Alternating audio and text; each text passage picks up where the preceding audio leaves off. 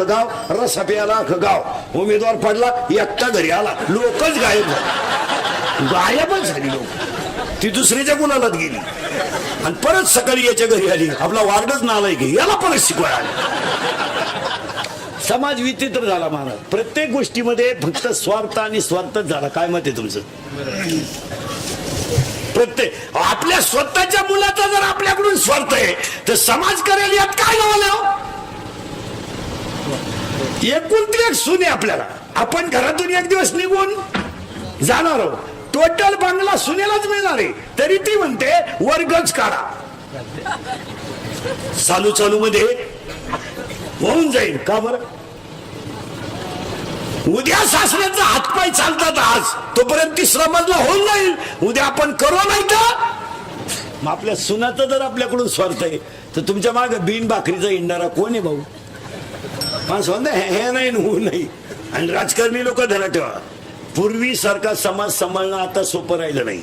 15 वर्षापूर्वी कार्यकर्त्याच्या मागे हिंडणारे कार्यकर्ते आणि आता हिंडणारे कार्यकर्ते याच्यात जमीन आसमानाचा फरक आहे. 15 वर्षापूर्वी कार्यकर्ता हिंडायचा पण अपेक्षा नव्हती, आज काम जर केलं नाही मिटलं काम, आज नाही. आता पहिले 15 वर्षापूर्वी काळ वेगळा होता. 15 वर्षापूर्वी तुम्हाला कार्यकर्त्यांना पैशाची अपेक्षा नव्हती, माणुसकीची अपेक्षा होती. आज पैशा पुढे माणुसकी बिनुसकी संपली. तुम्ही किती टॉपचे नगरसेवक झाले, तुम्हाला जर एखाद्याने कॉलनीतून फोन केला का माझी मुलगी आजारी, तुम्ही फक्त त्याला म्हणा मी सकाळी पाहतो, तो डायरेक्ट म्हणणार तुम्हाला फोनवर कोणच्याशी बोलतो. 6 वर्ष तो मागे हिंडलं होतो का मी दुसऱ्या पक्षात. आता कार्यकर्ते तसे राहिले ना, आता भामटे लोक झाले सगळे, सगळे भामटे. हे तुम्हाला वाटतं आमच्या मागे लई टोळी हिंडती, पाजू नका 2-4 दिवस, तुमच्या मौतीला सुद्धा येणार नाही. हा विनोद नाही महाराज, लोकांना तुमचं काही घेणं नाही. काय मत आहे तुमचं? आता तरुण पोर कार्यकर्ते ध्यान ठेवा, 15 वर्षापूर्वी मोर्चे काढणं, दंगली करणं, आंदोलन करणं, गाड्या पेटवणं सोपं होतं. आणि आंदोलन करणारे ध्यानात ठेवा, तुम्ही गरीबाला तकलीफ होईल अशी करू नका. तुम्हाला काय करा ते करा. दंगल झाली, इंदुरीकरची गाडी गेली तिथून. आता दंगलीचा इंदुरीकरचा काय समज, पेटली बा त्याची गाडी. पेटी नका जाय ना, तुमच्याच पैशाची होती, तो वाद नाही. पण गरीबाला त्रास नका करू. काय मध्ये तुमचं? लोक काय करतात, घडून गेल. आणि आता पहिले दिवस राहिले नाही, कायदा अतिशय कडक झालाय. 2018ला अतिशय चांगले कायदा झालाय महाराज, व्हायलाच अतिशय. पोलीस यंत्रणा 2018ला ना महाराज अति टॉपचा चांगलं काम करते. काय मध्ये तुम्ही? दंगल होऊन गेल्यावर सापडतात महाराज, नाही सापडायलाच पाहिजे. दुसऱ्या दिवशी सुरू बस गाडीत. तुम्हाला मला माहितच नाही काय गाडीत बस. एक तर गावाला गेलं तर स्टँडवर उभं होतं, त्याला माहितच नाही दंगल झाली. बस गाडीत. तुम्हाला मी आताच उतरलो, आता या गाडीत बस. एक तर संडासला गेलं तर डबड्या सगळं मिळालं होतं. याचं कारण आहे का, 100% जनता सीसी कॅमेऱ्यात आहे आणि 100% जनता मोबाईल मध्ये. जरा टुकार टाकार काढते, जरा नीट आहे का? तुम्हाला वाटतं आम्ही 2-4 दिवस मोबाईलला आलो, 2-4 दिवस क्लिप आली आमची, मराल. जर क्लिप मध्ये गाडी बिडी पेटवताना सापडला ना, अशी खुटी गुतन, खुटा उपटन पण खुटी निघायची. तुमच्यापैकी गुतेला असेल कोणी तर त्याला विचारा ना कस काय. त्याला म्हणा फक्त उद्या मोर्चा आहे, आग लावते मोर्चाला. सोपं नाही राहिलं. त्याचे कारण आहे का, 3 महिने जामीन नाही, 3 महिने जामीन नाही, 90 दिवस कार्यक्रम. पुढचा ऐकल्यावर मेंदू बंद होईल तुमचा, मरेपर्यंत सरकारी नोकरी नाही. आणि केस काय 15-20 वर्ष नाही चालत, 30-35. आणि काळ बदललाय. 15 वर्षापूर्वी नगरचा माणूस सहज अमेरिकेला जाऊन येत होता, 10 वर्षापूर्वी. आज जाता येत नाही. कोणाकडे जायचंय माहिती लागते. विमानानं प्रवास करायला सुद्धा आता पोलीस व्हेरिफिकेशन फॉर्म लागतो. नगरसेवक व्हायला 1.5 किलो कागद लागत. आईचं कार्ड, बापाचं कार्ड, आधार कार्ड, जातीचं कार्ड, मिळाला तो कागद गोळा करू करू वरून पडताळणीत बसला नाही, ठेवायला चला घरी. लय अवघड झालंय आता. अजून 2 वर्षाने बायको करायची सुद्धा पोलीस व्हेरिफिकेशन फॉर्म लागल. यावलात कुठं गुतेले का? नाही, फोडा सुपारी. कुठं गुतेले का? फोडू नका सुपारी. का त्या पोरीला पोरच नाही होणार का? हा कायम तारखेला जाणार, पोर होणार का? याच्यात उतरू नका. एक वाक्य सांगा, तुम्ही आमच्या टोळीचे मेंबर व्हा, आयुष्यभर फुकाट खा. आमच्या टोळीचे जर मेंबर झालेलं महाराष्ट्र, वाक्य सांगा, तुम्ही श्रीमंत होणार नाही पण समाधानी नक्की व्हा. एवढी एवढ आहे ते कडेच, एवढ्यात लहान आहे. किंमत आहे का नाही? आज गळ्यात टाळ आहे, गळ्यात माळ आहे, कोणी उठलं त्याच्या पाय पडेल का? आमच्याकडे आले ना महाराज, गरिबी असू द्या पण समाजातली श्रीमंती आणि वागण्याचा मान आहे. तुम्ही बाकी त्यांच्या नादी लागणार नाही. सीझन संपलं, पावसाळा संपलं, कुठं खेकडं निघाले का? आमच्या टोळीचे मेंबर व्हा.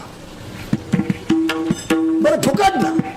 नगरमध्ये सप्ताह चालू इथं येऊन बसा 3 दिवस मांडवा. कीर्तनाच्या टायमाला निघून जा.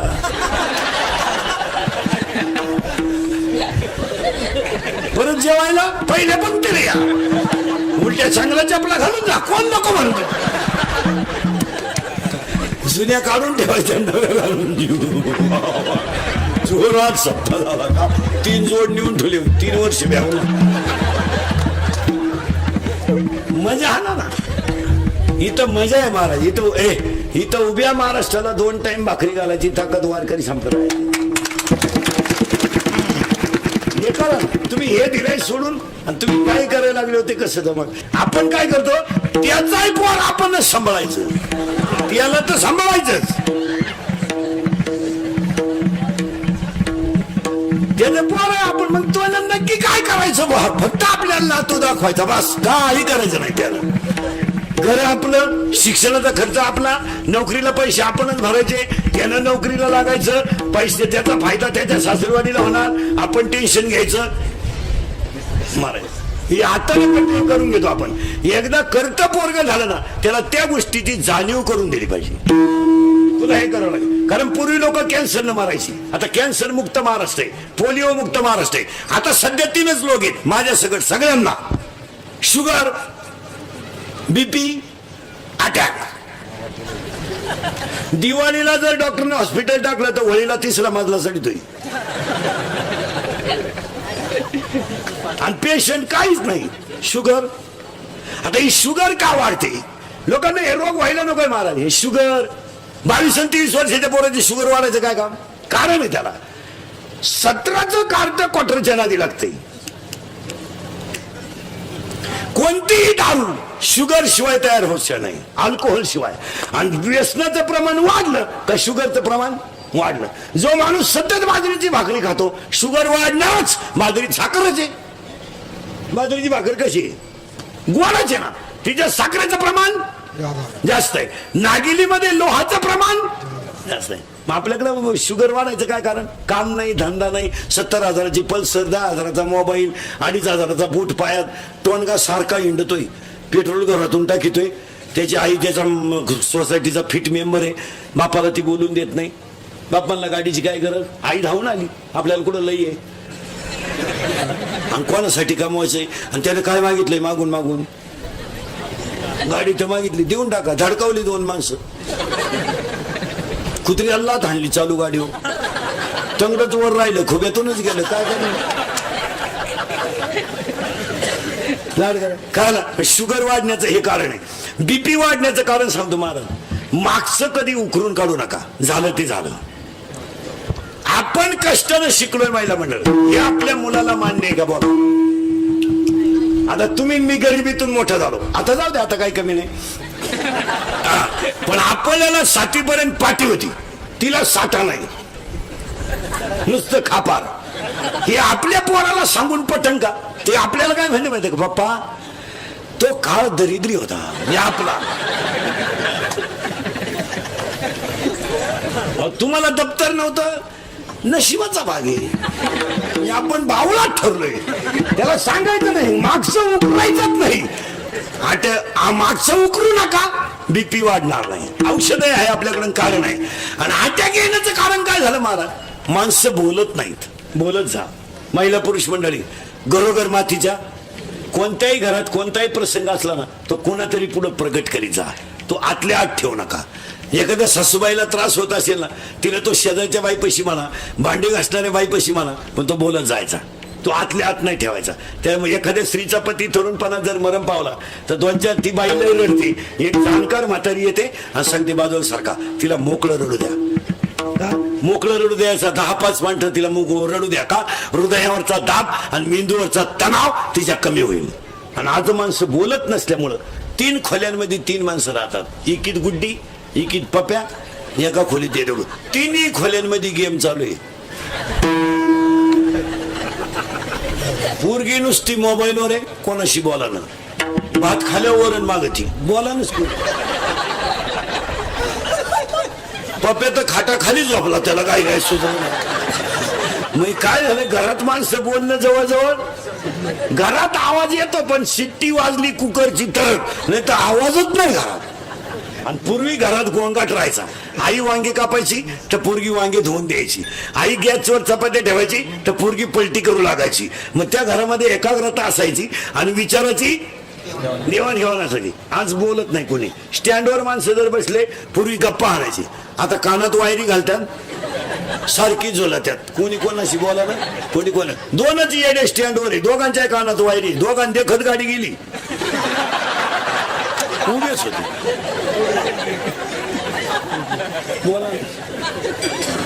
बोलणं बिलणं पार लोकांनी सोडून दिलं. एसटीत माणसं बसली ना, कानात वायरी 5 मिनिटं झुलत होत. ती कंडक्टर त्याच्या पुढे 7 मिनिटं उभा होता. तिकीट काढ बा, ती गाडीनच झुलायचं. त्यानं थोडं दिलं तेव्हा त्यानं तिकीट काढलं. एकलं भिलं गेलं आणि फोन आला. मग चेन तर खोलावा का नाही. हे मोबाईल मुळे माणसं पागल झाली. काही शिकवत माणसं कोणी कोणाशी बोला ना. बरं नुसते हात झटकी द्यात.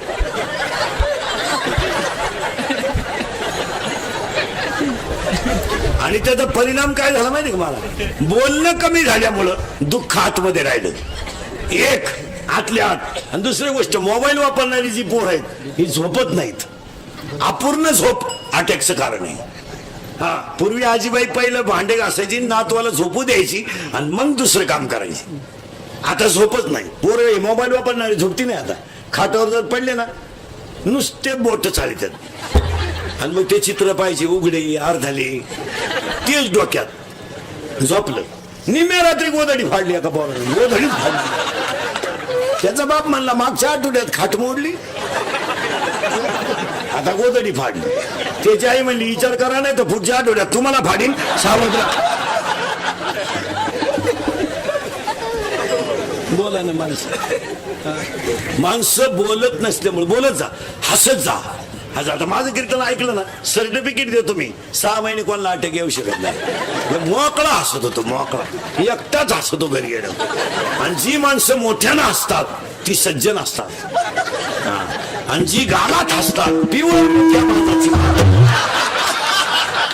लई धोकादायक माणसं. जी माणसं मोठ्यानं बोलतात ती निर्मळ असतात. एक वाक्य ध्यानात ठेवायचं, जी आई मुलीला जास्त शिक्षा करते ती आई मुलीला आदर्श मुलगीच बनवते. जी आई मुलीला जास्त शिस्त लावते ती आई मुलीला आदर्श गृहिणी तरी बनवेल, नाही तर आदर्श स्त्री तरी बनवेल. मोठ्यानं का हसली ठेवून द्या, तिच्या हसू द्यायचं नाही. मोठ्यानं मुलीनं हसायचं नाही. काही गोष्टीला किंमत तुम्ही. आता काय झालंय, थोडा पैशाची घमेंड आल्यामुळे लोकांना धर्मविर्म काही काय घेणं त्याला काय होतं, तसं नाही. अजूनही माना नाही तर नका मानू. आजही लोक संस्काराला किंमत देणारे 7% आहेच. आता थोडी तो एक कुत्र्याला बिस्किट चालणारे अवलादी सोडा, यांचा विषय द्या सोडून. ती अडपटे ते चपातीला पोळी म्हणती, पोळीला काय पोळा म्हणती का काय माणसं. मी तिला भाजीच म्हणती, वांग्याला भाजीच म्हणती, मग बोफड्याला काय दोडका म्हणती काय. पापड तळून खाती. अगं बाई, तळेल पापडाला चकना म्हणतात. काय म्हणा, काय म्हणावं. पोरांना आईला काय म्हणतात सध्या, मम्मी. मम्मी सुद्धा नाही आता, मॉम मॉम मॉम. आणि बापाला डेड. आता काय बघ, यंदा डेड म्हणतील, पुढच्या वर्षी डेड. मग काय डेड झालं. मम्मीला जोरात बोला, मम्मीला मॉम, पप्पाला डॅड. शाळेत जाता ना तुम्ही? शाळेत जाताना मॉम हा शब्द पुल्लिंगी आहे का स्त्रीलिंगी आहे?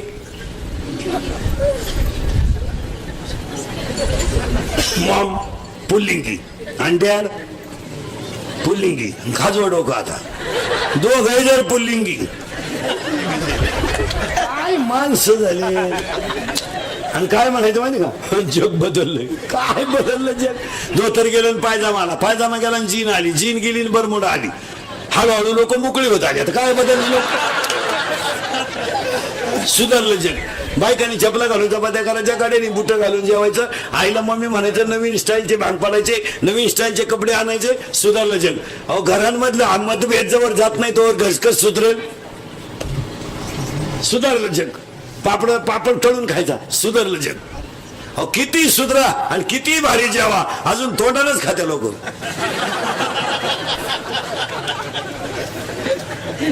आणि किती भारी बंगले बांधा, अजून डोळे झाकूनच झोपा त्या लोक. मग का श्रीमंत डोळे वाचून झोपा का काय? काय आपलं बदल. एक वाक्य सांगा महाराज, जोपर्यंत आई बाप्पाची साधूची कृपा माणसावर होत नाही तोपर्यंत माणूस सुधरू शकत नाही. हे फक्त मंदिरात आपण सुधारला, आपण एक वाक्य ध्यानात ठेवा, पुढे काय घडेल ते घडेल, पण आज चांगलं वागणं आपल्या हातात आहे. पुढे काय घडेल ते घडेल, यश किंवा अपयश, चांगलं किंवा वाईट, ते घडेल ते घडेल. उद्या आपल्या मुलीचं प्रारब्ध बदलेल, आपल्याला तिला स्वयंपाक शिकवणं आपलं काम आहे. उद्या तिला असं प्रारब्ध बदलेल का तिला कधी घरी स्वयंपाक करायची वेळ येणार नाही, असंही घडू शकतं. किंवा कधी तिला दुसऱ्याच्या घरचा स्वयंपाक करावा लागेल. पण तिला स्वयंपाक शिकवणं तर आपलं नोकरी लागत नाही. लागत नाही म्हणजे तू प्रयत्न करीत नाही ना. आज लोकांचा निगेटिव्ह विचार काय झालाय, सगळ्या महिला मंडळ नीट आहे का, सगळ्या टॉपच्या क्षेत्राला मुली गेल्यात सगळ्या. पण मुलगी मोठी का होते याचा पोहर विचार करीत नाही. मुलीकडे 3 गोष्टी असतात. 1, तिची कष्ट करायची तयारी असते. 2, तिच्या मनाची एकाग्रता लवकर होते. आणि ती जी मनात ठरवते तिथपर्यंत ती जातेच. पोराचं तसं नाही, खाऊन खाऊन माजला, अंडे खाऊ खाऊ पोलीस भरतीला गेला आणि 3 इंच छाती कमी भरली. घरी आला, नशिबात नोकरी नाही आपल्या, केली क्वार्टर प्यायला सुरुवात, छातीच गेली आत. प्रयत्न नाही. कोणत्याही गोष्टीच्या प्रयत्न सातत्य ठेवा, तिला यश येणारच. तुम्हाला पखवाज शिकायचं ना, प्रॅक्टिस करा. नुसतं म्हणलं ना नीट वाजव पखवाज, आबा पखवाज, तू त्या बापाला तरी पखवा देईल नाही. सातत्य ठेवा. गायन शिकायचं ना, रियाज करा. कीर्तन शिकायचं ना, अर्धा तास रोज अभ्यास करा. लाट तुम्ही हुशार असाल पण अभ्यास केला पाहिजे. तुम्ही लाट पण देते, तुमच्या लाट पाठ असेल पण ते जमणार नाही. अर्धा तास का होईल पण अभ्यास केला पाहिजे. आणि एकदा MPSC नापास झाले तुम्ही, एकदा झाले नाराज होऊ नका. मी म्हणतो 3दा होऊ द्या, काय फरक पडला, पण एकदा तहसीलदार नक्की होणार तुम्ही. मग अभ्यास करायला काय हरकत आहे. निगेटिव्ह विचारी लोकांचे नुसते आपल्याला जमणार नाही. त्याचं मुलींचं नाहीये. पुरीने ह्या 5-6 वर्षात अशी उडी मारली का क्षेत्रच ठुलं नाही यांना. हे सगळे युवक कार्य करून टाकली पुरी. सोनू तुझं माझ्यावर भरोसा नाही का, तुझ्या बापाचाच नाही तर सोनूचा कसा नाही. मला आमदार वाटतंय चैनवर वड. इथं नाचलं पाहिजे. इथं नाचता नाचता गळाला देवाचा पिता. तरी 3 करतो रोज, हलक्या हाती 3 करतो रोज. काल तर 4च हल्ले इळवर. 3 ते 5, 6 ते 8, 9 ते 11. 3 तर मोकळे करतो 3. तरी तुमच्या एवढ्यापेक्षा फ्रेश. तुम्हाला काय झालंय? काहीच नाही झालं. समाधान नाही. समाधान पाहिजे. हे रस्त्याच्या कडेला भिकारी गोरात, कुत्र्याची कळवण झाली तर उठाने. बंगल्यात मांजरानं उडी मारली, उठला. रोग झाला का तुला? ही भांडी घासणारी बाई 3 घरचे भांडे घाशी, ती सर्दी होईल तिला. याची बायको लिफ्टनं वर जाते, लिफ्टनं खाली येते. मनक्यात घ्या, डोळ्याला अंधारे येत्या. अगं तू जगती तरी का मोकळं करीन, तोही गुतून तुला. त्यालाही दुसरी करता येईन, तोही उलथान. तुला झालं का? डोळे उघडायच्या गोळ्या, डोळे झाकायच्या गोळ्या. आणि कायच्या गोळ्या तरी कायच्या खायच्या गोळी घेतली का डोळे उघडा तिचे. पण आजार काय आणि काय एक वाक्य सांगा, पण 99% लोक शरीराचे लाड करीत असल्यामुळे आजारी, आणि व्यायाम नावाची गोष्ट राहिली नाही. व्यायामच नाही. पोराला जर नुसतं म्हणलं ना, भाऊ शेजारच्या दुकानातून साखर घेऊन ये, ते म्हणते चावी दे, चावी दे, पैसे वाटलं तर नंतर दे, पण पहिली इथून इथवर माणसं पायी चालत नाही. काही माणसाची मेंदू बदल झाली, काही एकटे हसत आहेत, काहींना हसायचं इंजेक्शन जरी दिलं ते काना त्यात पण असते.